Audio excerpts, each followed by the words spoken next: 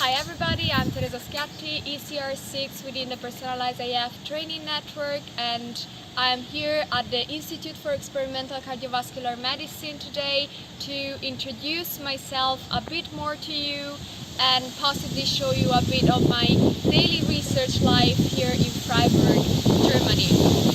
Los geht's! A question that I get a lot is, how did you end up doing your PhD here in Germany? And the answer is that I've started my academic career in Italy, where I come from, where I got my Bachelor of Science in Biomedical Engineering from the University of Padova. After 3 years of engineering though, I realized that I wanted to slide a bit more towards the medical science field, so to study how engineering can be applied to medicine. And that's why I decided to move to England to do my Master of Science in Tissue Engineering. This time of my life was a real turning point for me, not only because I moved to another country, but also because it was during this time that I realized that research was something I was longing for.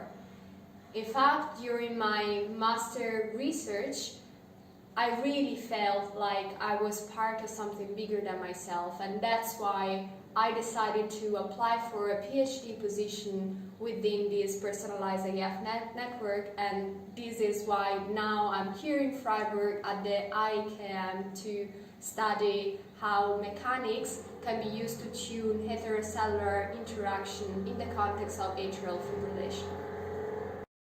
So how does a typical day of experiments look like? For me, it usually starts when I get tissue biopsies from the hospital. The first step of preparation, independently of the type of functional experiments that I'm going to do later in the day, consists in tissue slicing. Here you can see how after embedding the tissue to keep it stable during cutting, this goes within the vibratome to obtain the slices. Slicing is a fundamental step for the so-called tissue culture because it allows me to control the volume of tissue that I'm going to use and allows the oxygen and nutrients to reach every single cell within the tissue. After getting the slices, I mount them in these biomimetic chambers where I can keep them contracting by mimicking the native environment in terms of oxygen level, nutrients, electrical stimulation, and mechanical load. But how does the tissue contract, you may ask? Well, if we perform cell isolation, we can isolate the cardiomyocytes from these tissue slices. These cells are the cell type that within the heart have this feature of being able to contract, and when taken all together in a healthy tissue, they will then provide the contraction that you see in this video upon electrical stimulation. This model is an integrated way to study, for example, how fibrosis affects the tissue. Cardiac fibrosis is a common feature of cardiac diseases and a hallmark for atrial fibrillation. When fibrosis happens, it looks a little bit like the image on the right, which compared to the image on the left has a lot of this red stain, which accounts for collagen deposition, which is a hallmark of fibrosis. And when this happens, the collagen will electrically insulate the cardiac myocytes, leading this way to ineffective mechanical contraction.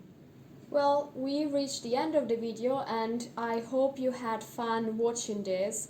I would like to thank you for listening. I would like to thank the patients donating their tissue, the surgeons and the biobank for tissue collection, for organizing the transport, and of course for collecting all the patient data. I would like also to thank my supervisor for providing all the mentoring that I need, and all these amazing researchers that are part of IKM for providing help and support.